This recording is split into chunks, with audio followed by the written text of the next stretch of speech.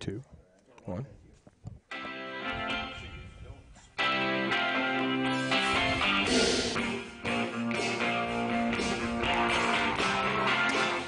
Good morning, Baron fans, and welcome to this broadcast of Sports Talk at Ben Davis Ford in Auburn with your host and voice of the DeKalb Barons, myself, Joe Snyder, here on Baron TV, hosted by AES via YCN, your community network. This broadcast is made possible by the generosity of the following sponsors: Auburn Essential Services, DeKalb Health, Steel Dynamics Incorporated, Bull's Frozen Desserts, Smith Teas, Gibson's Heating and Plumbing, FC Tucker, Malcolm and Schluter Realtors, Kelly Southern State Farm, Albright's One-Stop Grocery and Supermarket in Corona, Jamel Flooring, the Ben Davis Auto Group, Brown & Brown Insurance, Classic City Body and Paint, Smith Farms Manor, Nixon Homes, Joyce Hefty Covil Insurance Agency, Betts Nursing Home, Beacon Credit Union, Metal Technologies, Mefford Weber and Blythe Attorneys at Law, Nucor Building Systems, Vision Source, Indiana Physical Therapy, Auburn Dental Associates, Taylor Rental, Best Deal Auto Sales, Bernadette Salon, The Forget Me Not Boutique, Big Red Sports, Jeremiah's, DeKalb Chiropractic, and Drive Right Academy. And, of course, we're talking once again with head coach of the DeKalb Barons, Pete Kempf. And Pete, you know, that's something that last night we ended up starting really our conference play and against a conference competitor in New Haven. The Bulldogs came out last night and, at home. Of course, it's ACD week this week, and we ended up having a good showing overall last night. I know we ended up having that deficit of the one touchdown, but I got to tell you, overall, it was a well-fought battle throughout that entire game. Through most of the game, matter of fact, coming into the third quarter, we were all tied up 21-21, so we had to be really pleased with a lot of the performances we were seeing last night, both offensively and defensively. You know, there were a lot of high notes, a lot of low notes. I think going back and watching the film again last night 2 or 3 times over and watching it again tonight or this morning and kind of doing stats and position grading. And I know offensively what we've looked at, we left 3 touchdowns on the board. In the second half in particular, we did exactly what we kind of wanted to do. We ran 74-5 offensive plays. We absolutely controlled the clock. I mean, I can only imagine what the time of possession was the difference. We had the one turnover, which, we always, when you're on the field for 80 plays, we have a goal of 1 or less. We ran the ball for 40 to 50 yards, which is where our goal is. But the difference was we had to throw a little more than we wanted to. Not necessarily wanted to. We wanted to throw, but, we want to throw basically plus or minus 20 times, 15 to 20 times a game. With about a 60 to 65% completion percentage. We had 2 drops last night, but Kyle was a little late on some balls. We had receivers running open, and we didn't convert to the passing game, which falls onto me because that's my direct responsibility, and I didn't prepare our boys well enough to succeed in that department on Friday. Well, it was kind of interesting because we did end up having some really exciting plays and coming down the line there in the third quarter, and they just didn't pan out. I mean, some of that was timing routes, and some of it was really good coverage defensively from New Haven as well. But at the same time, the running plays last night, one of the things that we were very successful, especially in that first half, with our running game. Yeah, I mean, that's where we hang our hat, and that's something we had to focus on this year. And we've done we had the number one offense. After 2 weeks, we had the number one offense in the conference, and I imagine we're still going to be 1 or 2 in the conference, both scoring point total-wise. To put it in frame of reference, in the last year, we only had 1 game over 300 yards and 1 over 400.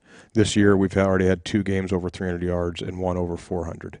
We're doing a lot of good things, and even though we're doing a lot of good things, we're still leaving a ton. We're leaving a ton execution-wise, and obviously in high school, you're not going to be to the level of execution that you ever want to be. Right.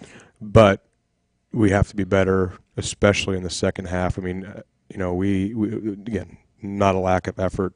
We're going to talk to Eli Rum here today, who played both ways and played his stinking butt off in the second half and gave those guys everything he had, and you just saw it on film, man. Just a gutsy performance. Well, and I was so impressed with that too, because one of the things is it seemed like when everybody was running out of gas, he seemed to have a reserve tank. I think he was definitely between he and Landon Miller. Landon, obviously he's started at linebacker, he started at safety, he started at a little bit of quarterback for us the last couple of years. We're lucky to have so many kids like that within our program that we build ourselves around, and that's where great programs are made. And you take a guy like Eli, and we're going to talk to in a little bit. Last year, Eli has been blessed with a lot of heart, a good amount of athletic ability, but size isn't exactly his number one quality. Right. But he worked his butt off for 2 years. He played some varsity time last year, and this year he's one of the 2 starting tight ends, and he's a backup on the D line. He played a ton last night, and you're going to talk about Tyler in the same kind of role. And these two young men gave their hearts last night, and we could all that we could ever ask for. Well, and on that note, Coach, a lot of times, people focus in on the X's and O's and the execution and what we end up having, but I want to talk a little bit about what you've really focused in on here these past 4 seasons of what do we have as far as the team culture? What do we have that we're trying to have as this foundation, and how good does it make you feel when you see exceptional players come in with this kind of passion and exemplify exactly the lessons that we're trying to share and help these young men and develop them for the community? We've always talked about the brotherhood, and within the program of football, there are very, and we'll use an education term here. I guess, was it TPS, Toyota, Progress, or whatever it was? We have various levels of stakeholders. Within the locker room, we have our brotherhood. Those are the ones that we celebrate on Friday night. Those are the ones that are committed in the morning at weight room or during the day with Coach Collins. And they're the ones that, we build the best relationships with, and, we have to hold to a higher standard.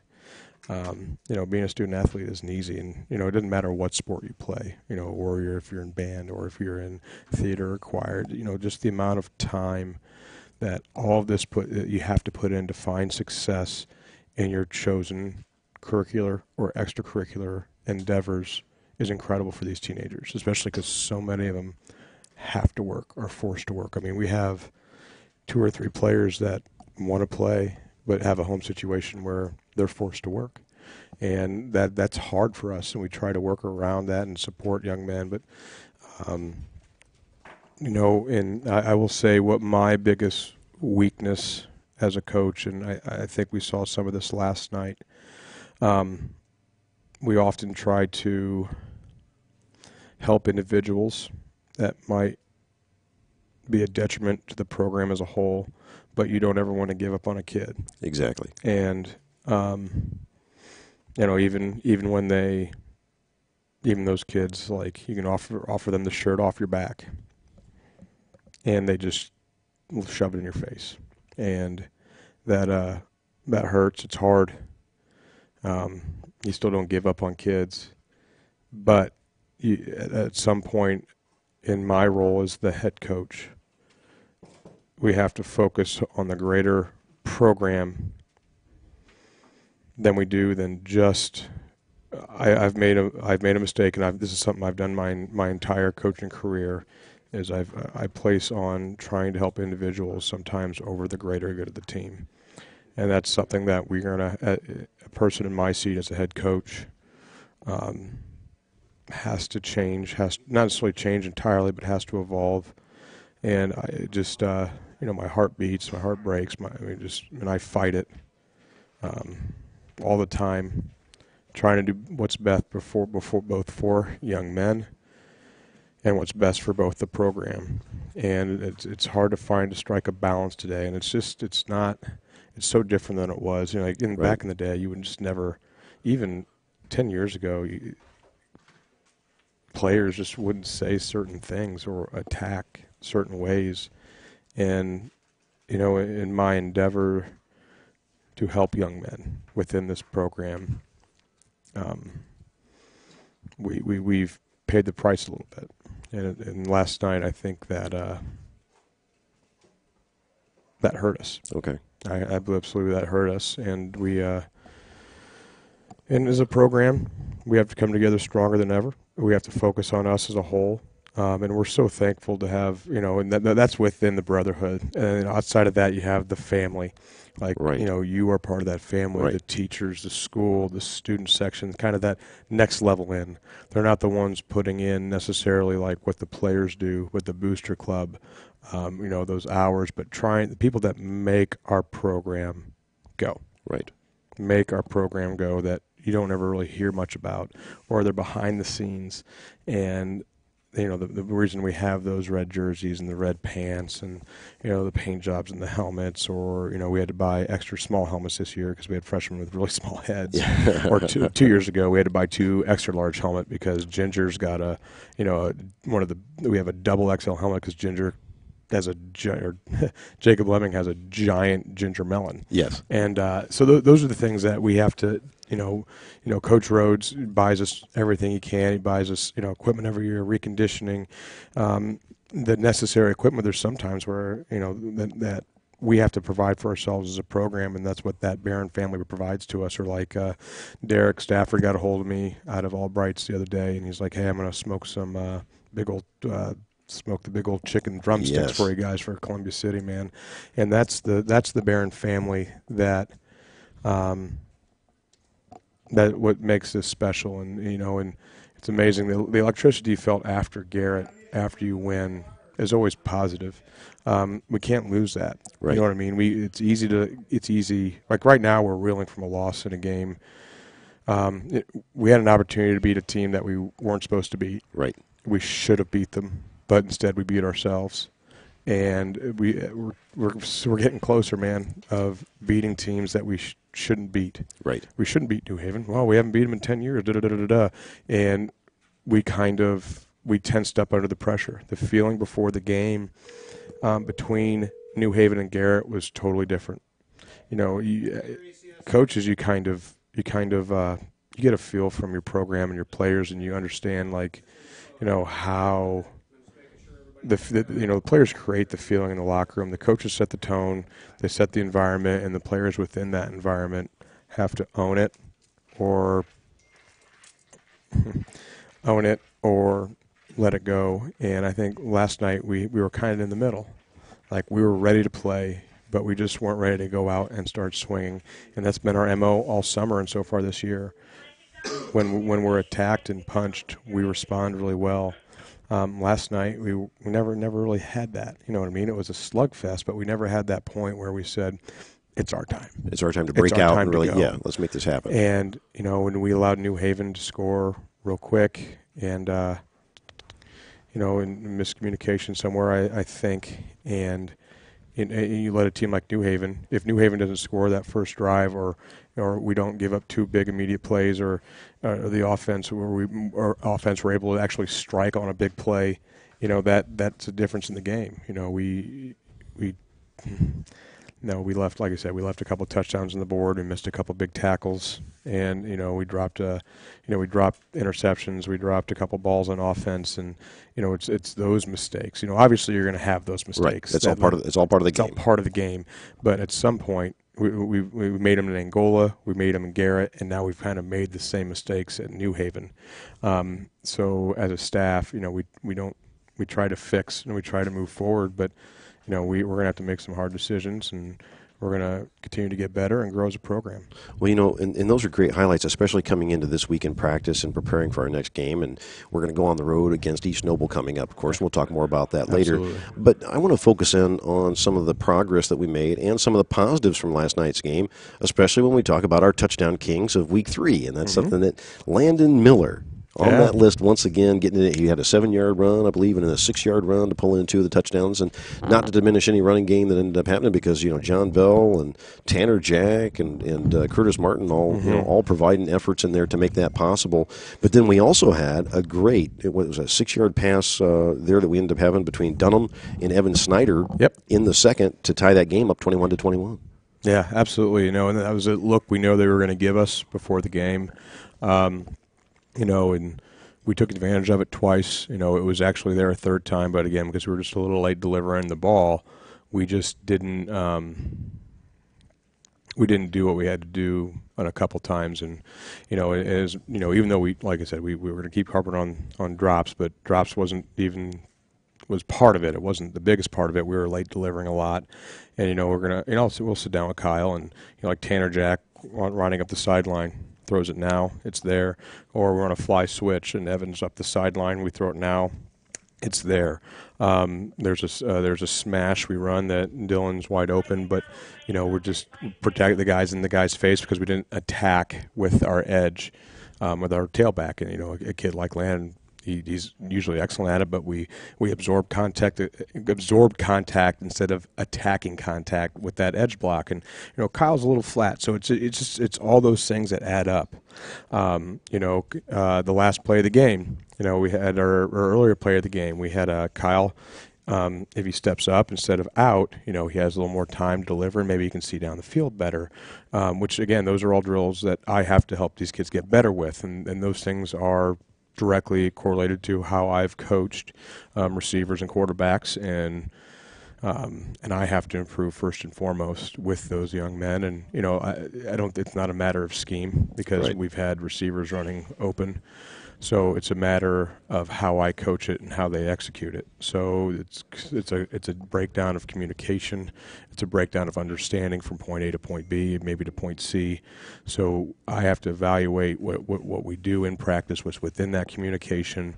We have receivers, like we run a rub, and and JD made a great catch, and the receiver doesn't rub. He runs like a whip, or we run smash, and the receiver runs another, what we call a whip concept. He comes in, he's supposed to stay flat at 5, but he's drifting to 8 to 10. Or we run something called a smash switch, where you run a 5-yard quick out with the number 2 receiver, but it's 5 yards, but then he drifts back to 8. And when you have those, when you do those bunching concepts in particular, spacing is so important. You create triangles and third and halves of the field to make that read easier for the quarterback, but our spacing is bad and our landmarks are bad, and that again comes down to me.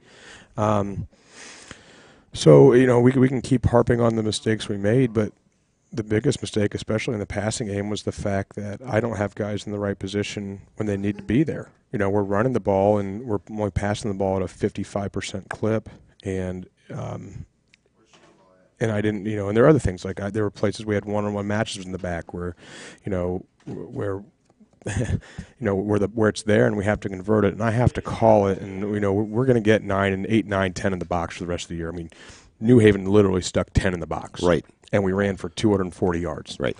So we threw for 115 or something like that, but it should have been about, if we throw for 200 and we complete 60% instead of 52 or 50. We win the game. Right. So it just, that 10%, the difference is it's me. It becomes a game of inches. Oh, absolutely. Let's be realistic about that. One of the things that ends up happening is when you're in a key matchup like this, that's exactly the execution of what ends up happening isn't measured in the 20-yard runs or the 80-yard breakouts. It is a game of inches, and that's one of the things that, the battle was really good last night, and that's why, again, focusing in on those touchdown kings, I want to end up basically putting that shout out to DeKalb Health, of course, big sponsor of this program for this week's touchdown kings, and Landon Miller and Evan Snyder. And then I'm going to shift the focus a little bit over to defense now, Coach. Absolutely. We ended up seeing some great defensive efforts last night, especially by the time we get to the third quarter.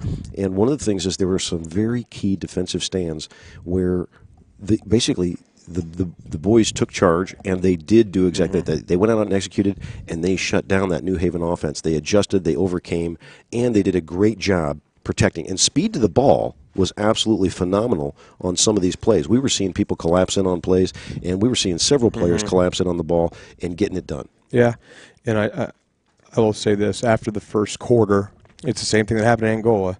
We can't simulate that speed within our practices. We just can't. And coming up next summer, we're going to do some different things. We've already, talked about it. We're going to do some different things. We're not going to go scrimmage, South Adams and stuff like that, and which we've done. We're going to go, like we went and scrimmaged like Zionsville and Maryville and stuff like that. But we got to find another level of speed. We got to go to Indianapolis, or we got to go to Grand Valley, or we got to go to Toledo as a program. We got to start adjusting to other program speed that we may not necessarily have as a team. Right. Within our program. Doesn't mean we're slow. It just means that we have to be, ready for that kind of attack and team speed that we might face any given week. Really challenge and change that perception and get that opportunity to really practice against in scrimmage that scenario. Yep, and defense I thought played 3 excellent quarters, and the offense played really 3 excellent quarters. And, we talked about drops and we talked about bad timing. We've talked about interceptions, passes, and all that stuff. But, even some of the blocking schemes, we have, we run a draw with Kyle. And we have an offensive lineman and running back just running down the field, not blocking anybody. I mean, or there are cases where we have, Landon made a big play towards the end of it might have been second quarter or third quarter, big run, and the receiver's not blocking anybody. And the guy that he's supposed to block makes a tackle. Those are things a week ago we didn't do, but this week for some reason we did it. Right. And that's the difference of the approach to the game. And I think we were talking trash. We were very confident that we're going to come in and just roll them. I'm going to tell you what, there's no one in the NE8 that you're going to beat just showing up by talking. Exactly. And like I said, we 2 things, obviously, Coach Getz mentioned on the cast here. Obviously, if anybody out there has any questions for me, for Joe, for the players who we're going to cover here in just a little bit, don't be afraid to post comments on the YouTube side. We'll get back to it. And Coach Getz actually hit on we could fix shortcomings, and that's absolutely correct. There's nothing within last night that we can't fix. And we'll approach that. But, back to defense. We can hit on another thing. Personal fouls. Yes. Last drive of the game, we had a silly personal foul again. And we were inside the 20. It's costly. It's costly. Inside the 20 and within our time frame in which we operate. We drove down. We executed perfectly, taking 5 minutes off the clock. 2-point play ready to go. Down to win the game. And big play, we're inside the 20 with 2 minutes, 2.5 minutes, personal foul. Right. And we're back to where we were. Or, we just... I'm not going to talk about the other ones, but it's been all 3 games. Right. It was an ejection in game 2 that that cost us big as well. Right. One of our better D linemen. That affects us in game 3. It affects us in game 3 where guys have to play out of position. And we have to find guys that we got those 2 guys right here. We have to find guys and they show up and they play. They give everything they can, and it just we're going to use the term selfish. It's absolutely selfish, and it's been kind of an MO for us. It can't happen. Right. It can't happen. But like I said, we have so many positive things. We talked about guys like guys like Eli and Wilhelm, and we talked about the offense, and we're producing yards, and we're the first, second best offense in the conference right now, point total wise, yard wise, all that crap. Defensively, we've stopped the run real well the last 2 weeks. We've got to get better in this, better in coverage a little bit, or attack, just the little things. Big mistakes. We keep committing what we call fatalities on defense. Coach Wilcox does a great job of keeping track of that, and we got to reduce our fatalities, and we have to increase our perfection rate. Right. So both offensive and defensively, I think last night, first half we probably were at 70-80% perfection rate. Second half, I'm going to guess we were closer to 50. Right. And New Haven came out and they gave us some crazy looks, and we didn't do a very good. We had plays there like ISO to an open A/B gap, and we don't block it. We don't. So we we didn't do what we had to do to win the game, and we're going to fix it. We're going to approach it. We're going to attack the situation, and we're going to have a hard look at ourselves and conversations, and there might be some changes in different places, and we're going to fix everything. We're going to have to put the program first, and we're going to get better because of it. Well, and, it was interesting because, we talked about offense, we talked about defense, and I want to talk a little bit about, extra points. Kai Zacharias doing an excellent job. And then on special teams, Kai basically went 3 for 3 on those extra points last night, making a difference, and I think he's really stepping up. And at the same time, Evan Snyder, one of the things we saw in the punt game is he was doing an excellent job last night. He's got that high kick, and it took some really nice Baron rolls and really kept New Haven back in the field position. And one time, I think we even pinned him back behind the 5.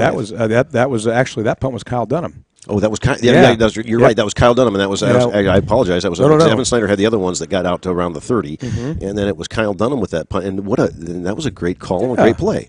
Well, it was a 4th and medium, and that's called a quick kick, and we've done it before. And right. Peyton did it for us. Peyton was really good at it, and then Harrison was pretty good at it. And we get a team like New Haven in that situation where it's it's kind of a tweener to go for it. We can call a quick kick and put it deep. And I think it was there were 2 receivers out there that went down and they got it all right on the one. It was a wonderful kick, and Kyle did a great job. And O-line protected up front. We executed perfection on that one. Excellent. Well, I tell you what, we're gonna switch now over to our guests. We've got 2 great guests here on the team, Coach, that we've brought with us, and if you could introduce them for us here. Well, first up, we have, who wants to go first? Wilhelm, backwards hat, IU. Okay, we have number 58, Tyler Wilhelm. Tyler Wilhelm, of course. Okay, what was his name during the black and red? That was Tyler If You Wilhelm. Oh, that was a good one. I like that one. Don't remember it, but so Tyler, I'm going to speak real well about this young man. Tyler's a young man that he's another one of the program guys. He came up to the program. He was a JV player as a junior. Busting his humps, man. Busting his humps, and he's the number 3 defensive end right now. He's played on every Friday night, meaningful downs, and it's invaluable. A kid like him is invaluable because you have somebody you can go to that you can trust, who can execute down the down and give you everything you have for 10 to 12 snaps a game. So you're not going to a sophomore who might not be game ready, who might be a really good ball player but might not be game ready. Or you might have thinking about bringing up a freshman. Both Tyler gives us an unbelievable option. He'd be a starter on half the teams we play. Right. And in the D line, and it's huge when you build depth like that. Well, Tyler, it's a pleasure having you on the show here this morning, and that's something that if you could go ahead and you can grab the mic, and we'll have a chance to end up talking with you and let our fans know a little bit more about you. And that's something that Coach mentioned that you're this year, of course, you're playing defensive end. And can you tell us a little bit about how many years you've been playing, and at the same time the different positions that you've played? Well, I've been playing defensive end for 4 years, ever since my freshman year, and that's about the only position I've ever been in. Okay, now were you also doing that back in middle school as well? Yeah. And so now were you focused in on defensive end at that time as well in your career? Yeah.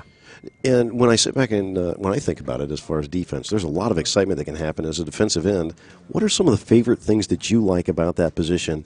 And what really, in your words, what does it mean for you as a varsity player for the Barons to earn this position? Not only earn this position, but to do your job that helps contribute to the team. What's that like for you? Well, it's really fun getting to the quarterback and stuff on pass plays and stuff in the run. And, coming out and playing for the Barons is an honor. It's just, I feel like I'm really part of the team, helping out a lot. Well, we've seen you here in these first 3 weeks of the season, and obviously with having these years you've played in middle school and coming into high school and being this defensive end and having this opportunity, you've stuck with the program. You've bought into it, as Coach has ended up saying. What does it mean for you, and what kind of a legacy do you want to end up leaving with other players? And how can you help the underclassmen learn that position and carry on the Baron tradition? Well, I just want to help them, realize that it's important to put in all the hard work that we have and hopefully help them become a better player than I am so they can carry on the legacy of DeKalb football. Well, Tyler, I got to ask you, too, and J.B. Samuelson put a shout-out to you as well on the show. Hey, what are your plans for next year? Just going to go to college. That's about it. Do you have any selections of colleges that you're looking at right now? Either IU or Purdue. Well, fantastic. So it's kind of interesting because usually you have fans of one diehard or one the other, and so you're leaving your options open for either one of them. Yeah. Fantastic. Well, that's wonderful. I gotta ask you as well. Is there any moment that you can think of? It doesn't any year past, this season, last season, a play that you've had or a play that you remember from another player that just defines what it means to be a Baron? I remember my freshman year at Garrett. It was 3rd and short or 4th and short, and we handed it off to Stephen Lalonde, and he just ran for like 30 yards for a touchdown and really got me going. Well, it's really interesting because when you end up having an incredible moment like that just solidifies that excitement and that energy of being a Baron. For you, last night there was some big plays that you were involved in as well. Can you share with our fans what it was like for you in the moment and kind of tell them a little bit about the moment and how you ended up contributing and making that big difference even in last night's game? I stopped a run on one play. Had to keep the outside contained, obviously, and running back cut back in, so I cut in with him and tackled him. And then I was always on the pressure with the quarterback on the passes, always getting to him. So. And, with last night's crowd, we had an incredible crowd. This is ACD week, and that crowd showed up in strength last night again. So many competing interests, but to have the community support behind you, what's the electricity like for you as a player when you make that key play and you hear that crowd behind you, both the student section and the entire community, just supporting your effort out there and showing them what it's all about to be a DeKalb Baron? It's pretty awesome. Our student section has grown this year from last year and the years before that, so having the support from the community is amazing. Well, I tell you what, it's really an honor to have you here on our show today, Tyler. I'm so glad you can end up being part of this. And at the same time, I got to ask you, is there anything that I haven't asked you that you can end up sharing with our fans about you and really being a Baron? Not really. Okay. Well, on that note, if there's nothing, hey, do you have any other final shout-outs and thoughts to your fans and supporters? I'd like to shout out my parents and Coach Kempf and Coach Wilcox. Fantastic. Once again, such a pleasure. Tyler Wilhelm, we're going to be cheering for you even more as we go throughout this season. Best of luck coming up against East Noble. And next we end up having number 1, Eli hitting Rome. And Eli, that's something if you could share with our fans a little bit about yourself and the position that you end up playing, and let us know a little bit about your experience as a player as well. Well, this year I play tight end for the offense, and it's really just a lot different from what I've done in the past. I used to play like defensive end or center my freshman and sophomore year, and now that I get to like run routes and stuff, it's like when you catch that ball, it's a feeling that I've never had before. It's crazy. Well, and what's that transition been like for you, and where have you found your passion in the game on those different positions?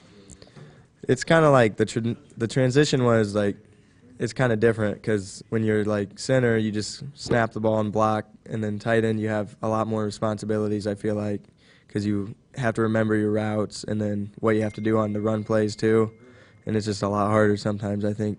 Well, as a tight end, many times it's a situation where you're either going to be entrusted with picking up that pass or running with the ball or making that key block to allow that route to explode. So as you're reading this in different capacities, how much of a demand is that on you in that offensive position? Yeah, it's a lot, but I like the pressure, and I like delivering with the pressure. It feels great. Well, when you see some of these guys in the Touchdown Kings actually get that key block that you laid down and they score that, how great do you feel when that crowd comes up and you know that you did your part for the team to make that play happen? It's awesome. I love the feeling. It's nothing you can feel like anywhere else. Well, it's so much fun, so exciting. You've been with the team for 4 years as well, correct? And were you playing in middle school prior as well? Now, did you have similar positions defensively? Yeah, I played defensive end and then center in middle school as well. Okay. Now, going from a switch from defense over to tight end, obviously you end up having those opportunities to lay down those blocks similar to a tackle situation. Yeah. But what are some of the favorite things that you love and the passion that you have for this program and for football? I love our program. I love the game of football. I love everything about our team, our program, our coaches, our players. I feel like a lot more people are buying in than we had last year, and I just feel like everyone has just a better passion for the game this year. Well, and Rick Getz has a question for you as well. Eli, as a receiver, do you always expect the ball to be thrown to you? Yeah, I mean, you kind of have to do that, or if you're not expecting it, then you're just not going to be in a good position to make the catch. Well, and you're also a multi-sport athlete. Can you tell us a little bit about the other programs that you participate in? I run track. I'm not the fastest guy in the world, so I just do it to stay in shape for football. But I'm doing it this year again too. But I ran the 4x1, and then later in the season I switched to pole vaulting too. Wow! Now that's an incredible one there, pole vaulting, and you've got the timing, and I've always wanted to try that, but I can end up. I'm telling you what, I think that life is filled with banana peels, and I can fall on nothing whatsoever, and I've fallen upstairs before, so that takes a lot of challenge to end up doing as an athlete. Eli, now I have heard that you have a great pole vaulting pole story somewhere in there, don't you? Something you can share with us? Finding a pole that you're too swole for the poles we had, and we had to bring in another pole. Yeah, well, the other pole vaulter, Lucas Roller, we're basically just too ripped too.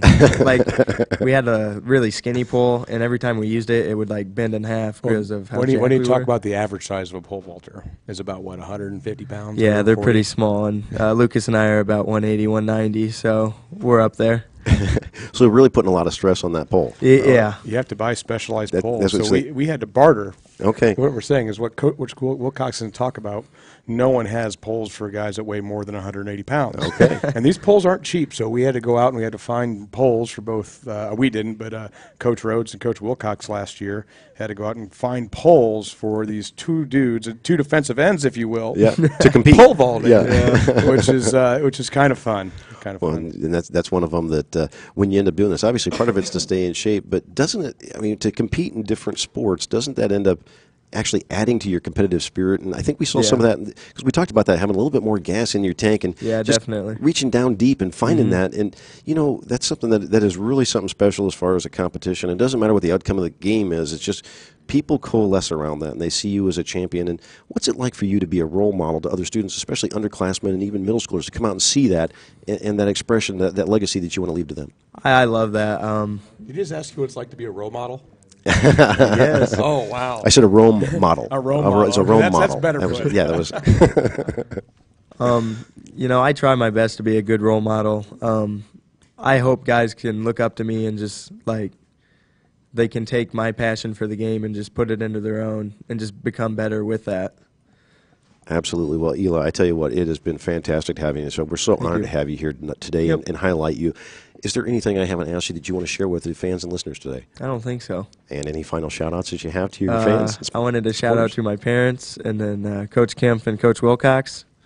And that's about it, yeah. Well, I'll tell you what, best of luck coming up in our competition this Friday against East Noble. Yep. We look to see more exciting highlights from you and all the great efforts that you end up having out there for the team. Thank you. Once again, Eli Rome, right there, the tight end for the DeKalb Barons, and we're going to go right back to Coach Kempf, and we're going to talk briefly, Coach, about East Noble and the competition coming up. We know you're going to have to study film, and you're going to have to take a look, and I believe they came out victorious last night, and so that's something that we're going to go back over to pretty much the dog pound, if you will. We've got to go over there and play them at East Noble, and so this is going to be another NE8 matchup, and it's going to be a tough competition. Yep, another team we're not supposed to beat that we're going to have an opportunity to. That's right. And so when we sit back and take a look at it, I know as far as anticipation, one of the things that when we look at the outlook of the game, we've already talked about our running back core. We've talked about the speed we have to the ball defensively.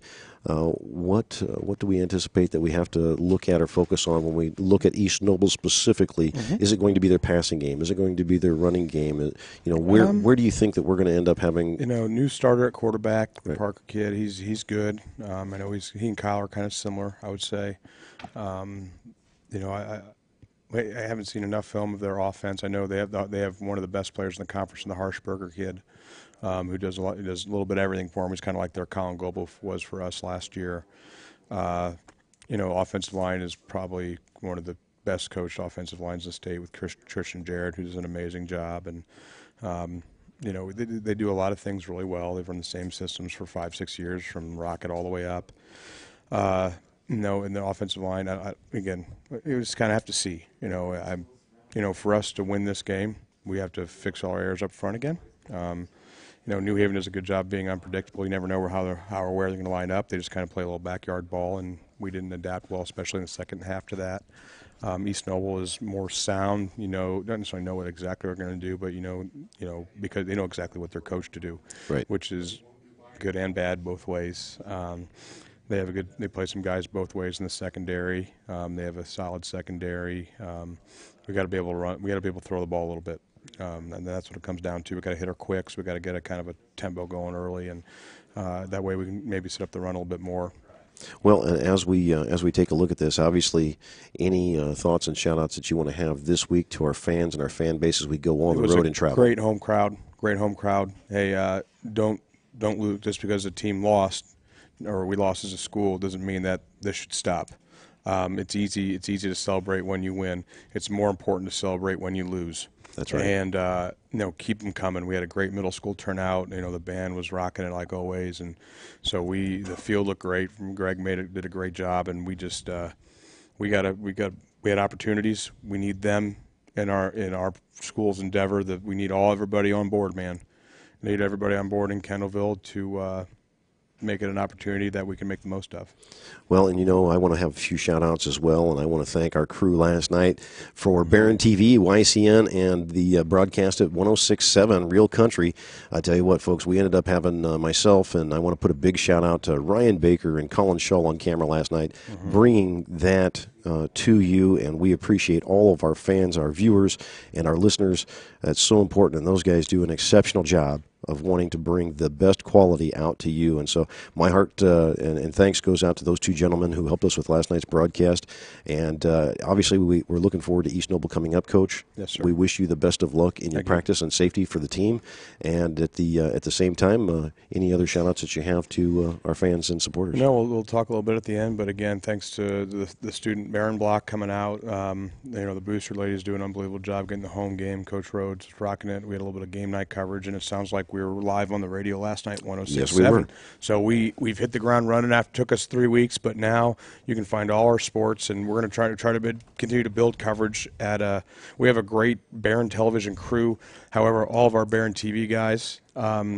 They're in fall sports. That's right. So we're going to have to continue to outreach. So with the student body to help us promote more, get to more volleyball games, get to home soccer games, get to ladies soccer, and try to do some cross country coverage. We got the band invitational coming up that we'll put out live, and and it's big for us because last year we were a backup stream to East Noble everywhere we went. And That's this right. year, we're now a regional broadcast now on 106.7 Real Country, which has been a great partner for us. We're live on Auburn Essential Services, and we're going to continue to bring more and more to Auburn Essential Services as we continue to grow and as a program. And we kind of started it. We were delaying some of the things with equipment, but 3 weeks into school year, we're rocking it, man. Yes, we are. And we're all going to get better, and these students are a great job, and we have so many community sponsors. I know that we're going to hear from them in a bit. That's right. Well, and that's something that, Coach, again, best of luck coming up this week. And we're going to take a brief timeout here on the Sports Talk show, and we'll be up next with the DeKalb Baron's soccer team. And one of the things we're going to end up doing is we're going to put another shout-out to our sponsors here on this rejoin. We will end up, basically, you'll end up seeing we'll have a little bit of a blackout, if you will, just for a moment, and we'll have some music in the background, and we'll get reset here with our table. So if you can stick around, folks, and once again, we want to put some big shout-outs to all of our hosts and sponsors of this community network, your community network, YCN, and this broadcast made possible by the generosity of the following program sponsors. That's Auburn Essential Services, DeKalb Health, Steel Dynamics Incorporated, Bull's Frozen Desserts, Smith Teas in downtown Auburn, Gibson's Heating and Plumbing, FC Tucker, Malcolm and Schluter Realtors, Kelly Southern State Farm, Albright's One Stop Grocery and Supermarket in Corona, Jamel Flooring, the Ben Davis Auto Group, Brown & Brown Insurance, Six City Body and Paint, Smith Farms Manor, Nixon Homes, Joyce Hefty Koval Insurance Agency, Betts Nursing Home, Beacon Credit Union, Metal Technologies, Mefford Weber & Blythe Attorneys at Law, Nucor Building Systems, Vision Source, Indiana Physical Therapy, Auburn.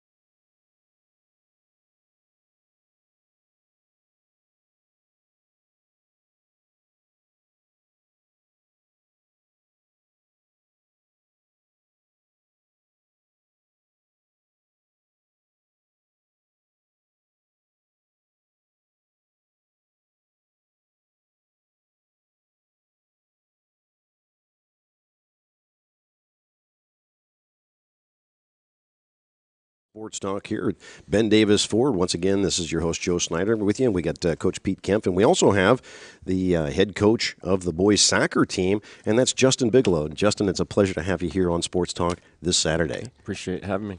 Well, I'll tell you what, we have to start with this. And Coach, that's something that to let our fans and listeners know a little bit more about you. Can you share with our fans and listeners how long you've been coaching here at DeKalb, and give us a little bit more of a resume and your background in soccer? This is my second year as the head coach for the Baron soccer team. I was an assistant for Coach Jed Friels and Jared Bennett 3 years ago. And then previous to that, I coached a little bit over at Central Noble for the girls soccer program. And for college, I played at Bradley University, graduated in 2010, played soccer there. And then I also born and raised here in Auburn. So DeKalb grad through and through. And so it's nice to give back to the program that built me as a young man and a player. Well, and as you highlight that, I think that the heart of that is just incredible. And I gotta tell you, we appreciate that so much, and it's so exciting for any person that comes from our programs and from our school to come back and participate and give back in that way, and that's so big. And I know, there's some other coaches I think of, like Jimmy Long, that ends up participating at different levels as far as with basketball and, of course, with the baseball program.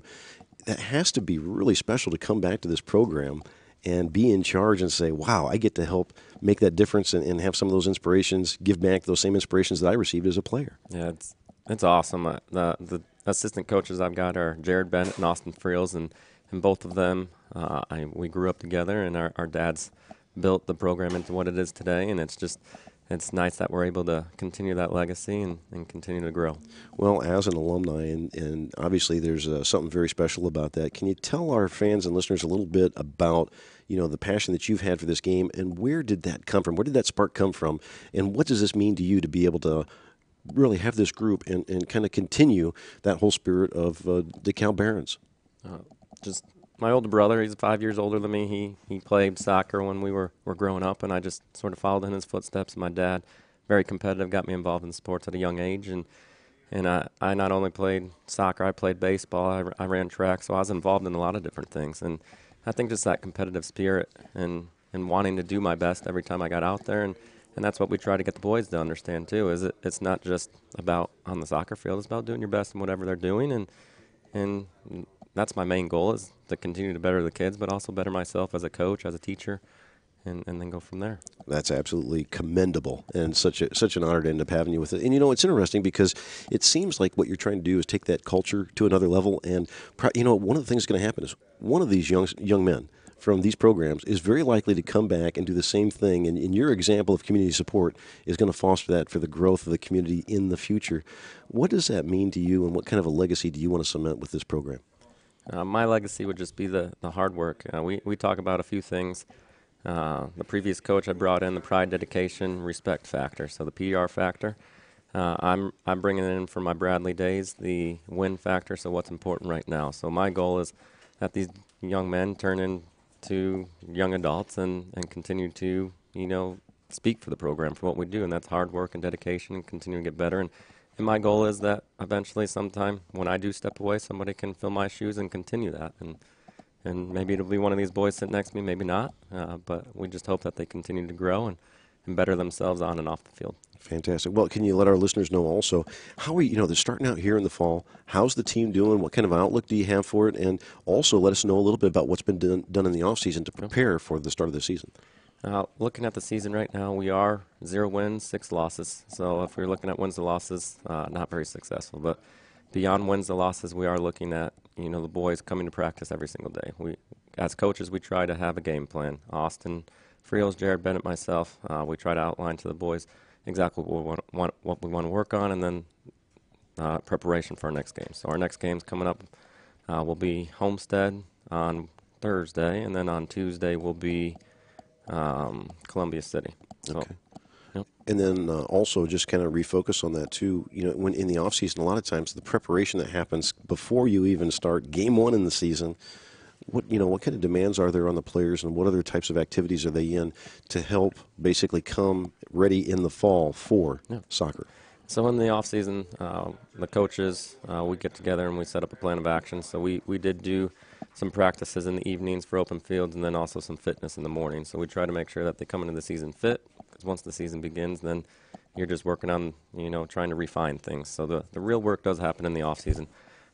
We would like to get involved a little bit more with getting some strength, but right now our main focus for this season would have been the fitness aspect of things and continue to get the boys ready for that.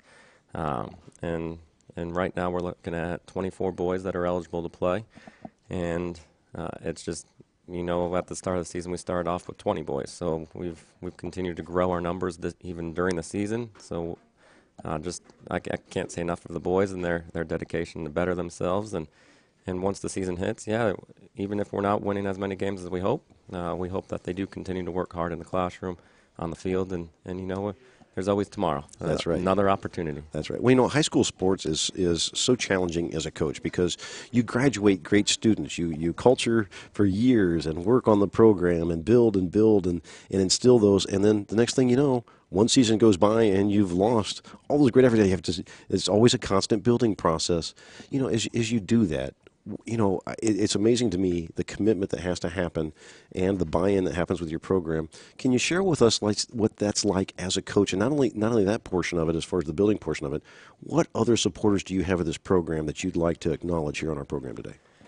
Supporters of the program would be just any of the families that help grow these young men off the field, at home, in the classroom, the teachers. Can't say enough about DeKalb Athletics and their support. Other coaching staffs, other sporting programs. Just definitely, we feel the love and we feel the support throughout the season and out of season. So if there's anything that we do need, we know that we can, reach out, and we would have that to lean back on. Fantastic. Well, it's a pleasure having you here on the show this morning. Anything I haven't asked you so far, Coach, that you'd like to share with our fans and listeners of the program about yourself? No, not about me. I just, it's all about the kids, and these three boys sit next to me don't define the program, but they definitely are leaders in the program, and I look forward to watching them continue to grow this year. Fantastic. Well, Coach Bigelow, it's a pleasure having you on the show this morning. If you could you introduce these fine young men that you have with you and these athletes on your program so we can have a chance to talk with them? Sitting to my left here would be Emerson Deach. He's one of our senior captains. Next to Emerson is Spencer Kennens. And Spencer is another one of our senior captains. And then we've got on the end there Colton Geyer, and he is one of our junior standouts this year, and looking forward to a couple more good years from him too. Fantastic. Well, Coach, pleasure having these fine young men here on the show. And we're going to actually start with Emerson Deach. And, as Coach introduced you as a senior captain, Emerson, can you share with our fans and listeners more about the position and role you have on the team, and give us some, basically some acknowledgement, and let us know a little bit more about how long you've played for this team and other experiences you've had as a player? Yeah, I've played DeKalb soccer all 4 years of high school, and I just try to lead every game with a positive outlook, and whether we win the game or lose the game, I try to end the game with that same positivity. Fantastic. And how long have you been playing soccer? I've been playing soccer since I was about 7 years old. So in between Y soccer and travel soccer and school soccer. Well, do you have something that's a source of that passion? Was it just something that you were drawn to as a youngster, or is there somebody else that you looked up as a role model, or did you just say, "Wow, I'm just excited, man! I got to play that game"? Not really. I've always just really enjoyed the game of soccer, and I just got hooked. I couldn't stop playing. Now, do you have anybody professionally out there in the soccer world that you like to follow, or a team favorite, anything like that? Somebody that you look up to in some regard? Not really. I enjoy watching soccer from the college level to professional, but I don't really have a certain player I love watching. Okay. And now, for your position on the team, can you let our fans know a little bit more about specifically what you focus in on with your job on the team? Right now I'm playing as a sweeper. So since I can see the whole field, I try to direct from the back and let everybody know where they need to be and when they need to be there. And I try to tell people what they can do, but I don't want to tell people things that I don't think I can do. Okay. And I got to ask you, too, this experience of being a senior captain this year on the team, 4 years ago as a freshman when you were playing in this squad, did you see yourself as eventually being a senior captain? I kind of hoped so. Yeah, I strive to be like my seniors who led us through the season my freshman year, and they did a great job. So I just hope to do the same thing. Well, and can you share with our fans a little bit, what's it like to end up being able to play with this group of guys and with Coach Bigelow? Coach Bigelow is a fantastic coach. He always brings the right mindset to practice and games, and all the guys I play with are just great guys. I couldn't ask for better players. Fantastic. Now, is there any big key moment that you've had on the field or you've seen from a DeKalb standpoint that really just says this was a DeKalb moment and I was either part of it or this was somebody else that defined that moment? I don't know. Last year we went into double overtime with Carroll in sectionals, and that was pretty exciting. Now, when you have key moments out there and you've contributed on the field, can you let our fans know what that means to be in that moment, knowing that you made a difference in the play or the action to end up leading us to a victory and had that support from the fans? Yeah, that is just great when we get a good turnout in the stands and all the support they give us. When you make a big play, it's super exciting. There's not much like it. Well, it's really a pleasure having you on the show this morning, Emerson, you being a senior captain. What kind of a legacy do you want to end up leaving with your players and in the underclassmen? I just want to make sure that everybody works hard at every game, no matter the outcome of the game. And is there anything that I haven't asked you that you want to share with our fans and listeners today on Sports Talk? No, I don't think so. Any final shout-outs to your supporters? Shout out to my parents, coaches, Mr. Kempf here, and Mr. Bigelow, and all the players on the team, just doing their jobs. Fantastic. Once again, Emerson Deach, pleasure to have you on the show this morning. Thank you so much for being here. And next we end up having Spencer Kennens, another senior captain. Spencer, I'm going to have to ask you a few of those same questions, let our fans know a little bit more about you. Can you share with us how long you've been playing the sport of soccer and what your role is on the team? I've been playing since I was old enough to pretty much at the Y, so 5 or 6, just like Emerson. And then in middle school, I just kind of joined the team because I always enjoyed soccer and competition and just kind of stuck with it. Okay. Now, is there anybody else, family, friends, otherwise, anything that really kind of triggered your interest in the game of soccer? Not really. I just like competitive and just love the action Yeah. that the field ends up allowing. Well, with having that commitment, playing for so long, obviously that's something that, on this team and with this group of guys, being a senior captain again, 4 years ago, did you expect this experience? Did you expect to be in this position in leadership for the team?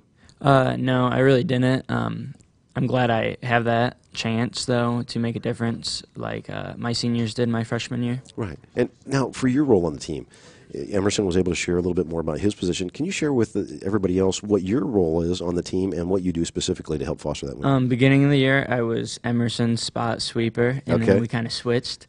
So I'm playing stopper now, which is pretty much just a defensively minded midfielder. So my job is to make his job easy and stop the ball before it gets there, Okay. and control the midfield. What's your favorite part of the game? It sounds like you've played some different positions and you've had some different opportunities. What's the part of it that you love and you have a true passion for in the game? I just like when the offenders think they're going to get through and just take an easy shot, and then you can pressure them and you don't just give up. And, there's been a lot of key moments I'm sure you've seen throughout your soccer career. Basically, is there something that sticks out to you that says, wow, this is all about soccer, this is all about DeKalb? Is there something that just comes to your mind that says, wow, this is just a key moment? I remember watching freshman year, the defensive line, and they always went in hard and clean for every ball and just try to stop every ball the best they could. And as a senior and being one of the captains, what do you want the underclassmen to learn from you and your example? I just want them to work hard and do the best they can. Fantastic. Is there anything that I haven't asked you that you'd like to share with our fans and listeners today? No. What's the next big game that you end up having coming up? I think Columbia City. And when is that going to be? Tuesday. Tuesday. Wishing you the best of luck. What time does that game start? 5:30, I believe. I tell you what, I hope you guys have an excellent game. We wish you the best of luck and success. We hope to get some updates from all the success you guys have this season coming up on Future Sports Talks. Pleasure to have you here. Any shout-outs you have to your fans? Thank you for my parents for supporting me throughout my childhood, doing soccer and everything, and then all the fans that come support us at home games. Fantastic.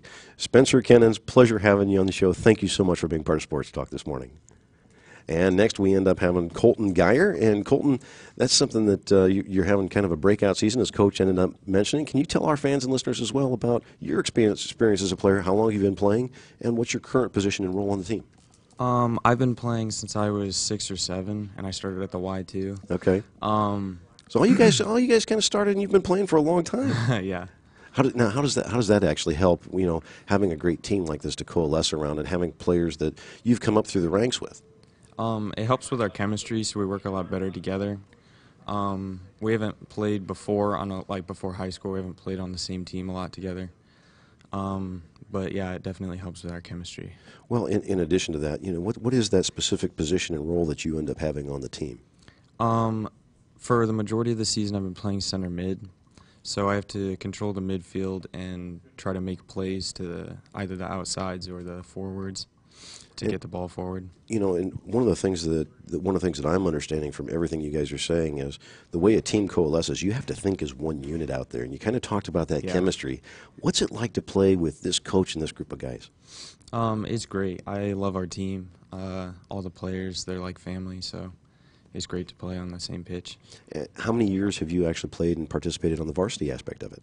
This is my first year for varsity. And what does that mean to you to know that you are a varsity DeKalb Baron and having that opportunity to come out to every game and those moments when you can end up just putting your effort in there that helps to support the whole team? Yeah, it's great. I love it. Feels like I'm actually, you know, like a sole part of the DeKalb Baron team. And when you look at it from your career, is there a moment where you can end up looking at maybe a play you've had or a play that another player's had or another teammate that really exemplifies what it means to be a DeKalb Baron with this soccer group? Not in particular, but like we work really hard, and when you can like tell that like we've put everything out on the pitch, I think that represents our team and how we play. And with a level of competitiveness, what ends up really getting exciting? Is there a key matchup in the season that you look forward to? Is there a key opportunity? Is there something that really brings out the competitive spirit in you when you're out there on the field? Maybe the support of the fans or just the crowd going nuts. Yeah, and when the play gets tough, it makes me play harder and it gets me going. Yeah. Fantastic. Well, I tell you what, I got to ask you this as well. What's it like to end up playing for a great coach like Justin Bigelow? He's great. I love it. He does everything that he can for the team, and I think that's great, and that's what you need in a coach.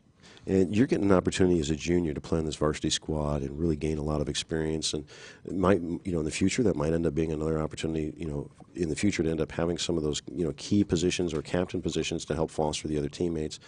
What do you want to cement as a legacy, and what do you want people to know about you as a player?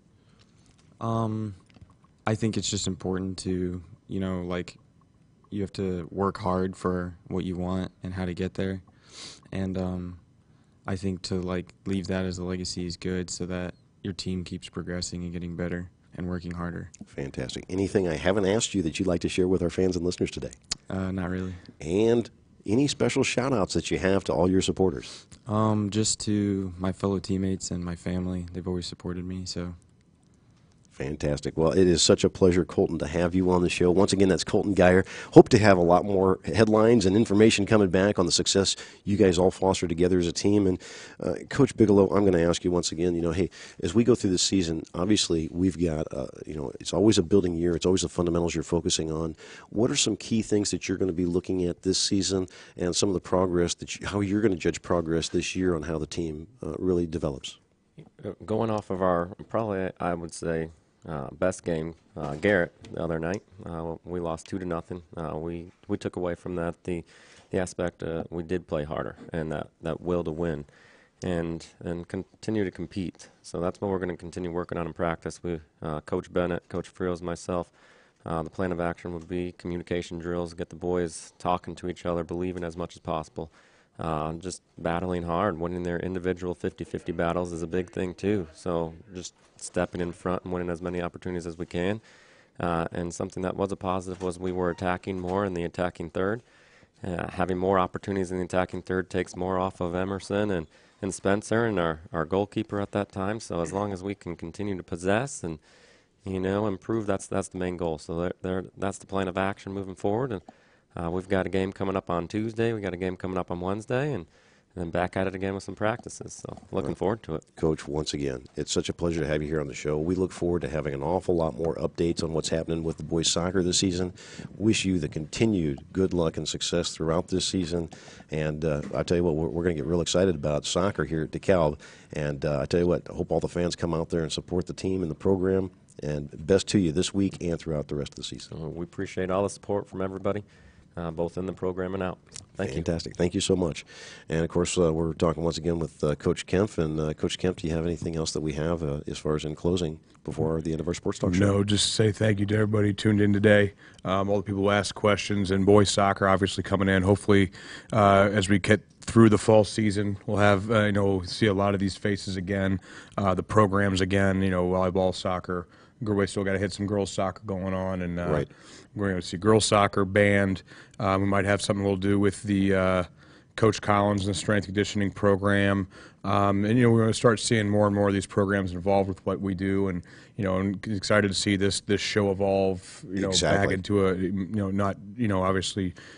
We're talking a little football when I'm here, right? Right. But, not just that, but everything that we have going on within DeKalb athletics, and celebrate, all the messages that are being spread. And when you hear Coach Bigelow talking, the message isn't any different than what you hear between programs. Exactly. It's the same message, and that just, it rings true. It doesn't matter your sport, it doesn't matter your endeavor. It just it's great to be surrounded by other head coaches that believe in the same thing that you do, and and all supporting Coach Rhodes and his vision, and farther up with Coach Teeter, Steve Teeters, and as a district, and continue to make DeKalb athletics a source of pride for our building.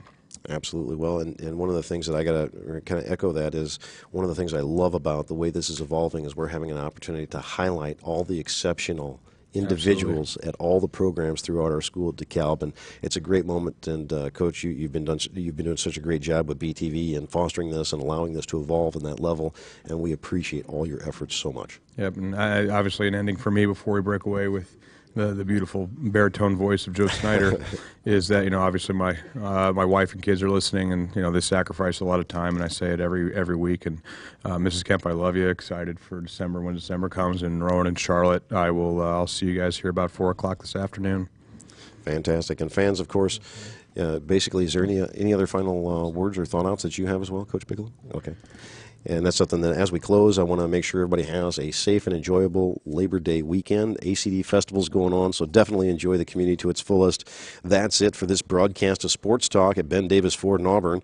And once again, I want to end up putting a big shout-out to all of our great community sponsors of this network. This broadcast is made possible by the generosity of the following sponsors, and that is, once again, Auburn Essential Services, DeKalb Health, Steel Dynamics Incorporated, Bowles Frozen Desserts, Smith Teas, Gibson's Heating and Plumbing, FC Tucker, Malcolm & Schluter Realtors, Kelly Southern State Farm, Albright's One Stop Grocery and Supermarket in Corona, Jamel Flooring, the Ben Davis Auto Group, Brown & Brown Insurance, Classic City Body and Paint, Smith Farms Manor, Nixon Homes, Joyce Hefty Koval Insurance Agency, Betts Nursing Home, Beacon Credit Union, Metal Technologies, Mefford Weber & Blythe Attorneys at Law, Nucor Building Systems, Vision Source, Indiana Physical Therapy, Auburn Dental Associates, Taylor Rental, Best Deal Auto Sales, Bernadette Salon, The Forget-Me-Not Boutique, Big Red Sports, Jeremiah's, DeKalb Chiropractic, and Drive Right Academy. That's it for this broadcast. And of course, folks, make sure to tune in once again Saturday at 10:30 for our next edition of the Ben Davis Sports Talk right here on BTV.